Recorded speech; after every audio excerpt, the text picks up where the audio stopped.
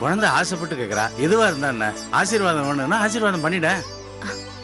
அப்பா நீங்களும் அம்மா கிட்ட நில்லுங்க.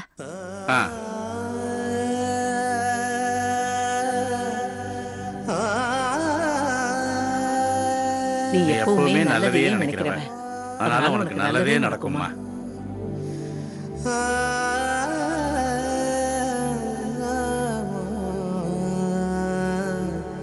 எழுந்துருமா. நீ நல்லா இருக்கணும்னு இன்னைக்கு தான் உங்க அம்மா ராமஜெயம் எழுத ஆரம்பிச்சா. பார்த்தா நீயே ஆசீர்வாதம் கட்டிட்டு வந்து நிக்கிற. உன் முகத்தை பார்த்தா ரொம்ப சந்தோஷமாவும் தெளிவாவும் இருக்கு. என்னமா விசேஷம்? சொல்லு, எதா இருந்தாலும் சொல்லுமா. நாங்க உன் ஆசைக்கு குறுக்க நிக்க மாட்டோம். யாரையாவது கல்யாணம் பண்ணிக்க போறியாமா? மனசு தரது சொல்லுமா. யாரா இருந்தாலும் நானும் இவ்வளவு நேர்ல போய் பார்த்து பேசி அதை முடிச்சிடணும். இல்ல, அந்த மாதிரிலாம் எதுவும் இல்ல. நான் கால்ல விழுந்து ஆசீர்வாதம் கேட்டதும் நீங்க இந்த மாதிரி நினைச்சதுல எந்த தப்பும் இல்ல. ஆனா என் வாழ்க்கையில அந்த மாதிரி காட்சிக்கு இடமே இல்ல. நான் கல்யாண பொண்ணா நிக்கிற காலத்தை எல்லாம் தாண்டிட்டேன். இனிமே என் வாழ்க்கையில அதுக்கெல்லாம் இடமே இல்ல. அப்புறம் எதுக்குமா இந்த ஆசீர்வாதம்? இது ஏன் நல்லதுக்கு இல்லம்மா, வேற ஒருத்தவங்களோட நல்லதுக்காக. இனிமே நான் எனக்காக வாழறதா இல்லம்மா, மத்தவங்களுக்காக வாழ போறேன். மத்தவங்களுக்காக வாழ போறேன்னு சொல்ற நீ இந்த அப்பா அம்மாவுக்காக கொஞ்சம் வாழ வேண்டாமாம்மா? பெத்தவங்களே யாருங்கிற கேள்விக்குறியில இருக்கேன். இதுக்கு மேல என்ன நினைச்சோம், என் வாழ்க்கைய நினைச்சோம் நீங்க யாரும் கவலைப்பட வேண்டாம். நான் வரேன்.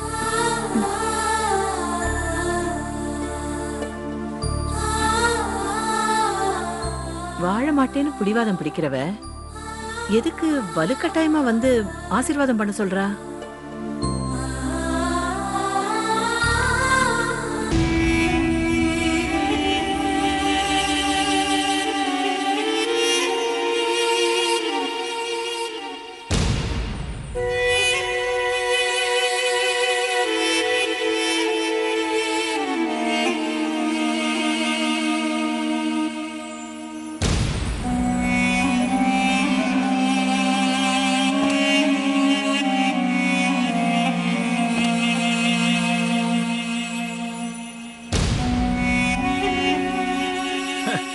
என்ன அங்கிள் தனியா வந்து செஸ் விளையாடிட்டு இருக்கீங்க? ஜோடி யாரும் சேரலையா? ஜோடி சேர்க்க தான் தனியாக ஆட வந்திருக்கேன். நானே உனக்கு ஃபோன் பண்ணலான்னு இருந்தேன். நீ ஒரு உயிரை காப்பாற்றணுமே. நானா? நான் எப்படி உயிரை? நான் என்ன உயிரை காப்பாத்துறதுக்கு டாக்டரா? நீங்க தான் டாக்டர். நியாயமா இந்த விஷயத்த நாங்க தான் உங்ககிட்ட சொல்லணும். நேரம் வரும்போது வண்டியும் ஓடத்தில் போகும். ஒரு நாள் ஓடமும் வண்டியில் போக வேண்டியதாக இருக்கும் பிரச்சனை.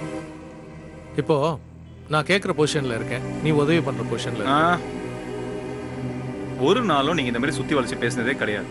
இப்போ என்ன பிரச்சனை? எதுவாக இருந்தாலும் டைரக்டா கேளுங்க. சரி, நான் டைரக்டாகவே கேட்குறேன். நீ எனக்கு மருமகன் ஆகணும். என் மக கலைவாணியை கல்யாணம் பண்ணிக்கணும். நான் காப்பாற்றணும்னு சொன்னது அவள் உயிரை தான். சொன்னா அவன் மேலே ரொம்ப ஆசை வச்சிருக்கிறதா சொன்னான். அவ என் மேல ஆசை வச்சிருக்கிறதா சொன்னால, நான் யார் மேல ஆசை வச்சிருக்கேங்கிறத அவ சொல்லலையா? சொன்னா யாரோ ஒரு துளசிய நீ லவ் பண்றதா சொன்ன. நம்ம மாதிரி பணக்காரங்களுக்கு காசு பணத்து மேலதான் காதல் வரணும். அதை விட்டுட்டு காசு இல்லாதவங்க மேல காதல் வரக்கூடாது. நீ என் மக கலைவாணியை கல்யாணம் பண்ணா இப்ப இருக்கிறத விட டபுள் மடங்கு பணக்காரன் ஆயிடுவேன். நினைச்சுப்பார், டாக்டர் அசோக்குமாரோட மருமகனா இந்த சொசைட்டில என்ன அந்தஸ்து என்ன கௌரவம் உனக்கு கிடைக்கும்னு. ஒரே நாள்ல உன் கலர் மொத்தமும் மாறிடும் பிரசன்னா.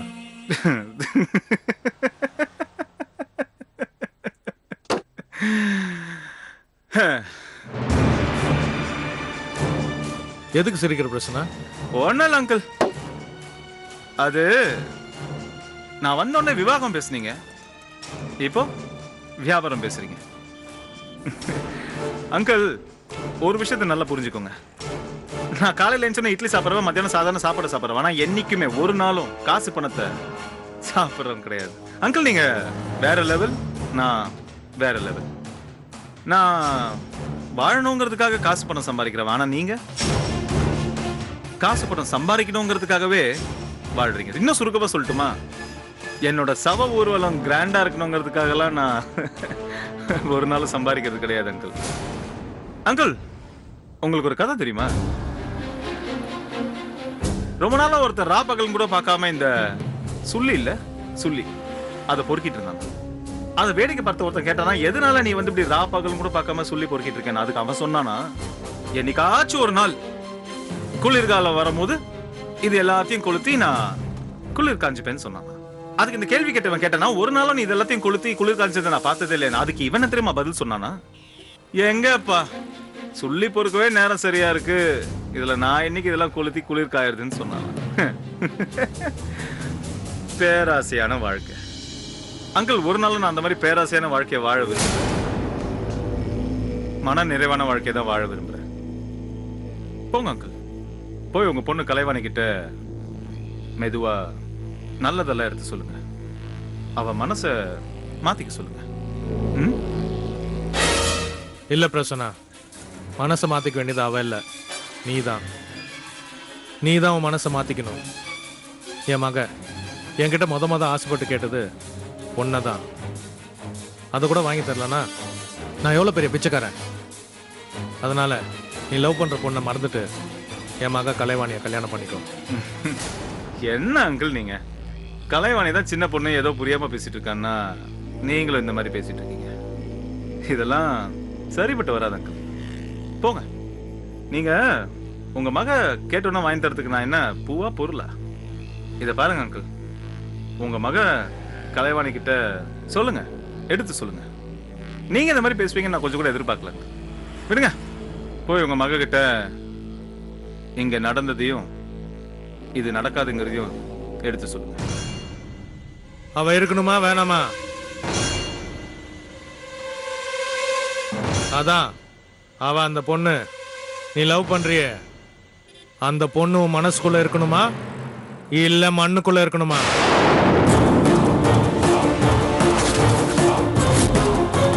அவ மனசுல இல்லைன்னா நிச்சயம் அந்த மண்ணு மேல இருப்பா.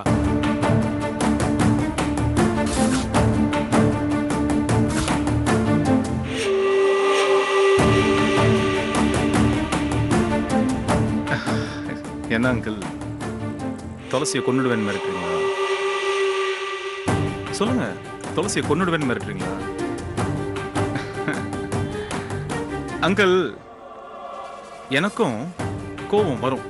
அப்படி கோபம் வந்துச்சுன்னு வைங்களேன், கத்தி கத்தி அது ஒரு நாளும் நீ குத்துனாதான் வெட்டுவேன், அவன் குத்துனாதான் வெட்டுவேன்னு அடம் பிடிக்காது. யார் குத்துனாலும் நல்லா ஆழமா இறங்கும். நீங்க குத்துனாலும் குத்தம், நான் குத்துனாலும் குத்தம். இதை பாருங்க அங்கிள்,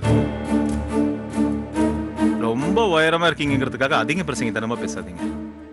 என் துளசி மேல ஒரு தூசு பட்ட கூட மொத்தமா தூக்கிடுவேன். உங்க மேல நான் எவ்வளவு மதிப்பு மரியாதையும் வச்சிருந்தேன், எல்லாத்தையும் இப்படி மொத்தமா ஒரே வார்த்தையில கெடுத்துட்டீங்களே. எல்லாரும் உங்களை டாக்டர் உயிரை காப்பாத்துவீங்கன்னு நினைச்சா நீங்க இன்னமும் வெட்டிடுவேன் குத்திடுவேன். நீங்க என்ன டாக்டரா இல்ல கில்லரா? ஒரு விஷயம் அங்கிள், உங்க மக கலைவாணி இருக்கால, அவ என் மேல வச்சிருக்கிறது வெறும் காதல், அவ்வளவுதான். ஆனா நான் துளசி மேல வச்சிருக்கிறது பக்தி, வெறி கொண்ட பக்தி. என் துளசி லேசா கண் கலங்கனா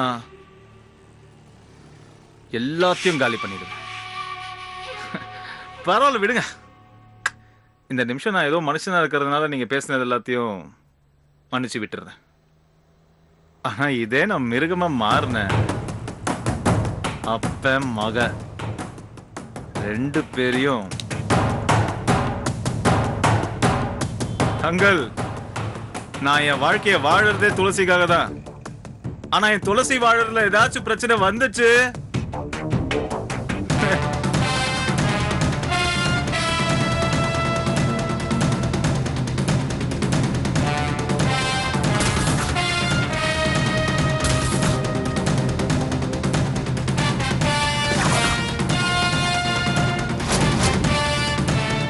ரொம்ப உயரமா இருக்கீங்கிறதுக்காக அதிக பிரசங்கத்தனமா பேசாத. என் துளசி மேல ஒரு தூசு பட்ட கூட மொத்தமா தூக்கிடுவேன். Good morning madam. திமிர பாத்தியா? ஏன் பதிலுக்கு குட் மார்னிங் சொன்னா குறைஞ்சு போயிடுவாளா? அது நாய்வால் நிமித்த முடியாதுக்கா. நீங்க ஏன் குட் மார்னிங் சொன்னீங்க?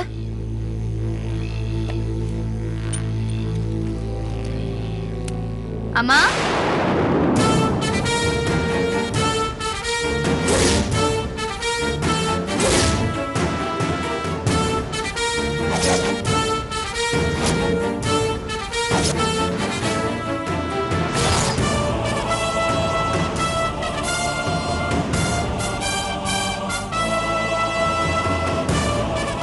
அம்மா இல்லையா?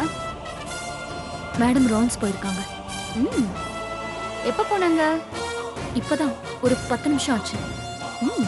நல்லதா போச்சு. அம்மா வரதுக்கு லேட் ஆகும், அதுக்குள்ள உன்கிட்ட கொஞ்சம் மனசு விட்டு பேசிட்டு.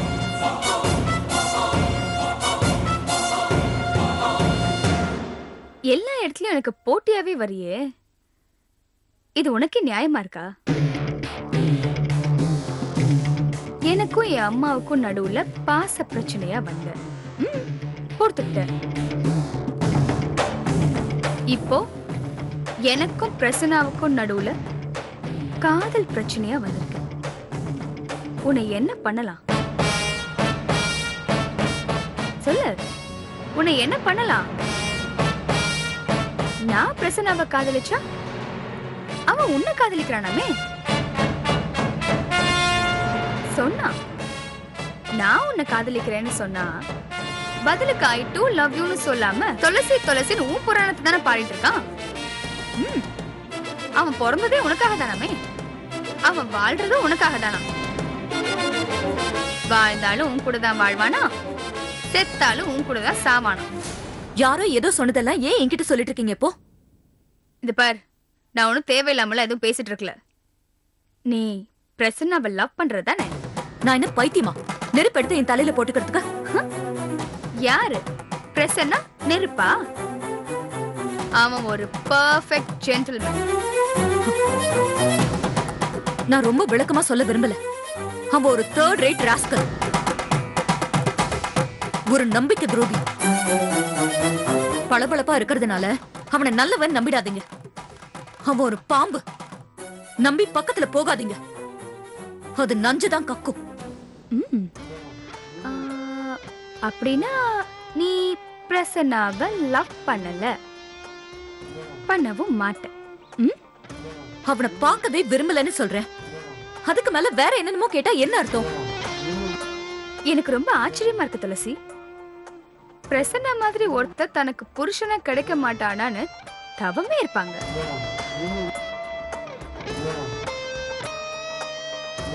இதே உன் இடத்துல நான் இருந்திருந்தேனா இந்நேரம் அவன் கையால தாலி வாங்கியிருப்பேன்.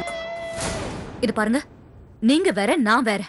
உனக்கும் பிரசன்னாவுக்கும் நடுவுல என்ன பிரச்சனை? உன்னை காப்பாத்தின எங்க அம்மாவுக்கே கோயில் கட்டணும்னு சொல்றான் பிரசன்னா. நீ என்னடானா பிரசன்னா பேச்சு எடுத்தாலே எரிஞ்செரிஞ்சு விழுற. சரிப்பா, உனக்காச்சு அவனுக்காச்சு என்ன வேணா எடுத்துட்டு போகுது, அதுல எனக்கு என்ன வந்தது? இப்போ தெளிவா யோசிச்சு சொல்லு. உனக்கு பிரசன்னா வேணுமா வேணாமா?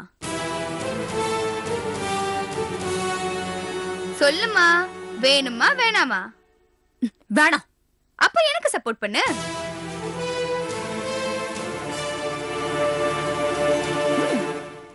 பிரசன்னா, நான் உன்னை காதலிக்கல, அதனால நான் உன்னை கல்யாணம் பண்ணிக்குவோன்னு நினைக்கல.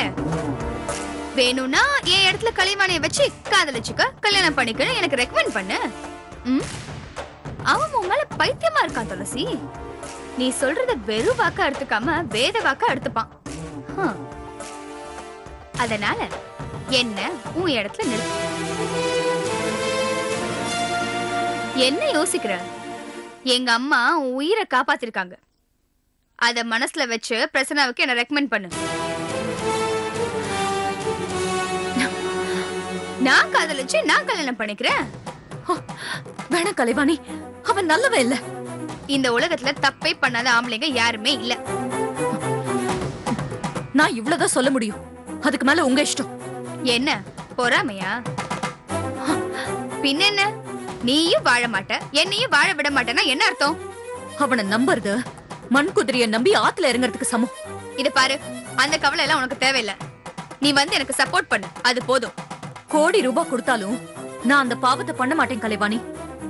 என்ன இதான் சமயம்னு என் மேல இருக்க கோவத்தை பழி தீர்த்துக்கிறியா? முதல்ல நீங்க ஒரு விஷயத்தை புரிஞ்சுக்கணும். எனக்கு உங்க மேல எந்த கோவமும் இல்ல. நீங்க என்ன எப்படி பார்த்தாலும் சரி, நான் உங்களை என் சகோதரியா தான் பாக்குறேன். உங்க அம்மா மேல எனக்கு ரொம்ப மரியாதை இருக்கு. இது பாருங்க கலைவாணி, அவ உங்களுக்கு ஏத்த புருஷனும் கிடையாது, உங்க அம்மாவுக்கு ஏத்த மருமகனும் கிடையாது.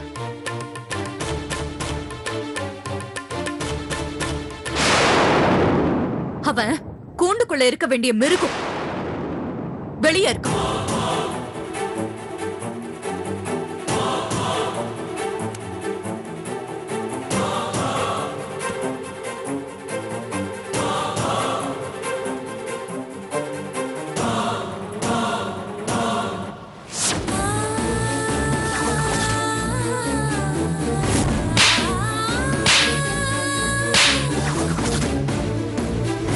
யார் என்ன நினைச்சாலும் சரி, அத பத்தி நீ எந்த விதத்திலையும் கவலைப்படாமலேயே இரு.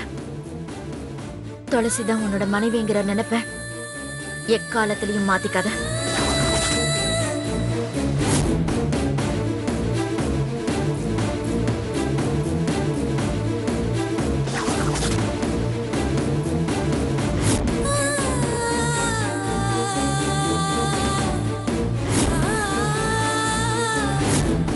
இவனெல்லாம் மதிச்சு அந்த மதிப்புக்கே மரியாதை இல்லாம போயிடும். இன்னும் ஏன் இங்க நிக்கிற? இவனை யாருன்னு உங்களுக்கு காமிச்சு தந்தே இல்ல, நீங்க வேற இவனை வெறுத்து ஒதுக்கிட்டீங்க. அந்த எரிச்சல்ல ஏன் எதிர்காலத்துக்கு கெடுத்த மாதிரி இப்ப உங்க பொண்ணோட எதிர்காலத்தையும் கெடுக்க பாக்குறேன்.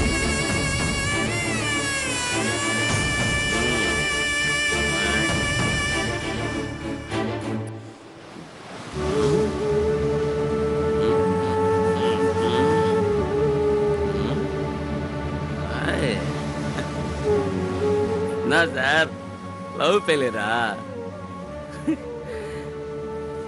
இல்ல சுவாகமா உட்காந்து சாம கடலை பார்த்துட்டு இருக்கீங்களே. நானும் காதல் தொழில்ன்ற பேய்கிட்ட மாட்டவும் தான் சார். பார்த்தா பைத்தியற மாதிரி தெரியுதுல்ல. அது மாதிரி பார்க்காதீங்க சார். என் பேர்ல 16 கோடி ரூபா சொத்து இருக்கு. எல்லாத்தையும் என் தம்பி பேர்ல எழுதி கொடுத்துட்டேன். கடற்கரையா போதுன்னு இங்கே இருக்கிறேன். இங்கேதான் சார். அவளை முதல்ல இங்கதான் சார் பார்த்தேன். உயிருக்கு உயிரா காதலிச்சேன் சார். ஆனா அவ என்ன காதலிக்கலையே.